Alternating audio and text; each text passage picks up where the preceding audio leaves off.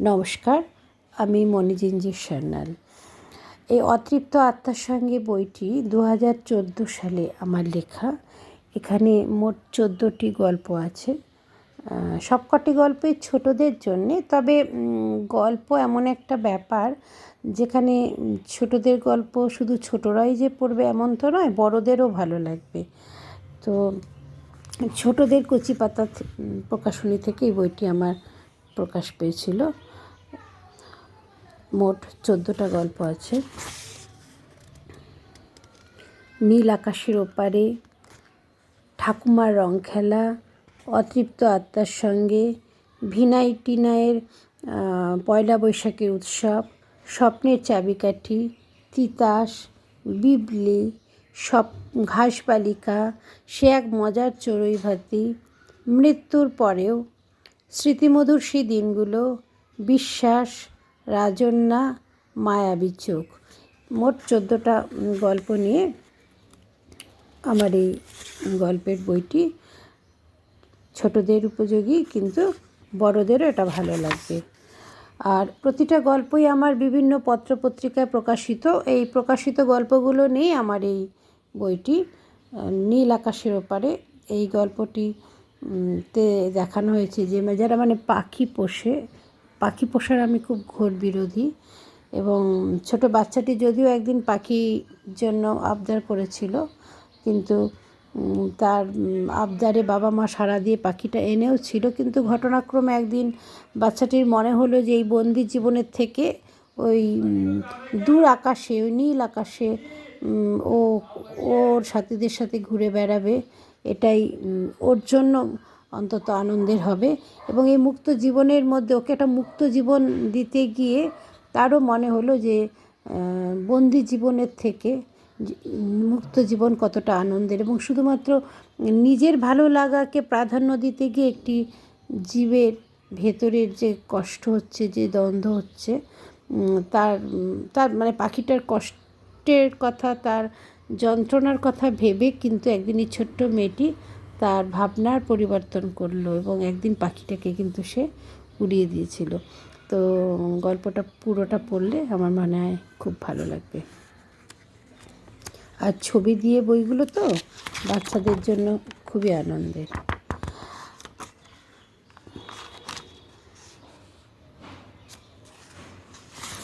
ঠাকুমার রং খেলাটা খুব হাসির গল্প, মানে প্রচণ্ড হাসির গল্প, এবং খুব ভালো লাগবে ছোটদের বড়দের সবারই খুব ভালো লাগবে ঠাকুমার রং খেলা।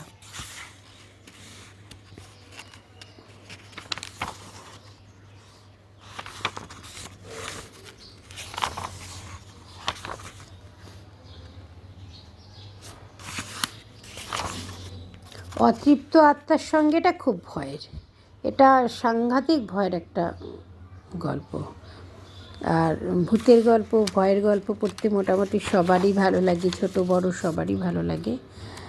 তো এটি একটা ভয়ের গল্প। আর ভিনাই টিনায়ের পয়লা বৈশাখের উৎসব, এটা দুটো ভাই বোনের খুব মিষ্টি মধুর একটা গল্প।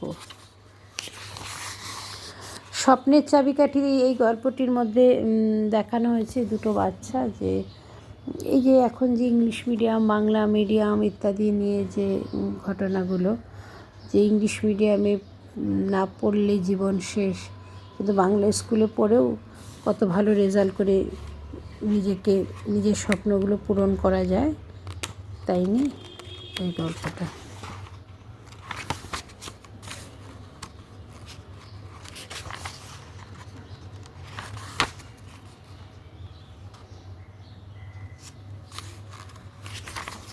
বই না পড়লে না, মানে অনেক কিছু জানা যায় না, অনেক কিছু শেখা যায় না। বই তো অনেক কিছু শেখায়।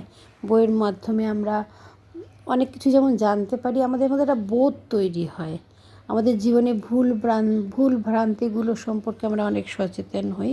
তেমনই একটা গল্প তিতাস। দামি দামি উপহার তো আমরা জন্মদিন বা অন্যান্য অনুষ্ঠানে দিয়ে থাকি, কিন্তু ছোটদের জন্মদিনে আমার মনে হয় একটা বই সাথে দিলে ভালো। যারা বইপ্রেমী মানুষ তারা তো তাদেরকে বই দিলে তো তারা খুশি হবে, এবং যারা বই পড়তে ভালোবাসে না তাদেরকেও মনে হয় যে কোনো উপরের সাথে একটা বই দেওয়া উচিত। এতে কী হয়, অন্তত পাতা উল্টাতে উল্টাতে অনেক সময় ভালো লেগে গেলে তারা পড়বে। আর ইংরেজি মাধ্যম স্কুলেই তো এখন বেশিরভাগ ছেলেমেয়েরা পড়াশোনা করে, তো বাংলাটা যাতে তাদের মধ্যে একটু একটু করেও বাংলার প্রতি ভালোবাসা, বাংলা সাহিত্য প্রতি প্রেম জাগে, তার জন্য আমার মনে হয় বই পড়া উচিত। সে এক মজার চড়ুই ভাতি, এটা ভীষণ মজার। এবং যারা বড় আছে, বড় মানে একটা বয়সের পর গিয়ে প্রত্যেককে দেখবেন স্মৃতি মন্থন করে, তাদের পুরনো দিনগুলোর কথা মনে পড়ে। আপনারাও যদি এই চড়ুই ভাতি গল্পটা পড়তে পড়তে কিন্তু মনে পড়ে যাবে সেই ছোটোবেলার দিনগুলোর কথা। মানে একটা সময় ছিল না এরকম যে বাড়ির পাড়ার মধ্যেই সবাই মিলে টাকা তুলে, চাঁদা তুলে, একটা চারদিকে মায়েদের চাদর শাড়ি দিয়ে একটা চারপাশটা ঘিরে আমরা পিকনিকের আয়োজন বা চড়ুই ভাতি বা বনভোজনের আয়োজন করতাম, এবং রান্না নিয়ে মারপিট ঝামেলা ইত্যাদি লেগেই থাকতো। একটা সময় বড় হয়ে যাওয়ার পর যেমন রান্না করতে কারোরই ইচ্ছে করে না, কিন্তু ছোটোবেলায় দেখবে সবারই মনে হয় যে পিকনিকে কে রান্না করবে, এই নিয়ে মারপিট, এই নিয়েই ওই গল্পটা, যে চড়ুই ভাতির গল্পটা। আর মৃত্যুর পরেও গল্পটা হচ্ছে, এখানে মৃত্যুর পরে গল্পটা হচ্ছে ভয়ের গল্প। মানে বোঝাই যাচ্ছে গল্পটার নাম শুনে যে একটা একটা খুবই একটা ভয়ের, এবং খুব ভয়, যে কোনো বাচ্চাদের জন্য এটা খুব মজার মজার মজার অর্থে ভয়ের গল্প বা ভূতের গল্প পড়তে বাচ্চারা খুব ভালোবাসে, তো সেটা তাদের খুব ভালো লাগবে। আর স্মৃতিমধুর সেই দিনগুলো, এই গল্পটাতে বড়রা যখন নিজের বড় হয়ে যাওয়ার পরেও না, কিছু কিছু বেশিরভাগ মানুষের মধ্যে কিন্তু একটা তাদের মধ্যে একটা শৈশব, কৈশোর ইত্যাদি কিন্তু মনের মধ্যে কিন্তু রয়েই যায়। গল্পের ছলেও কিন্তু আমরা বড় হয়ে গিয়েও কিন্তু ছোটোবেলার অনেক, মানে আমরা যখন গল্প করতে বসি ছোটোবেলার কাহিনিগুলোই কিন্তু আমরা আলোচনা করি। তো সেরকমই সেরকমই আর কি স্মৃতিমধুর সেই দিনগুলো, এগুলো বড় হয়ে যাওয়ার পর ছোটোবেলার স্মৃতিগুলোকে রোমন্থন করা, এটা মন ভালো করা একটা গল্প। এর পরের গল্প হচ্ছে বিশ্বাস। আসলে গল্পগুলো ঠিকভাবে নিজে না পড়লে আমার বলাতে কতটুকু বোধগম্য হচ্ছে আমি ঠিক বুঝতে পারছি না, তবুও আমি চেষ্টা করছি একটু টুকরো টুকরো করে গল্পের সারমর্মটা তুলে ধরতে।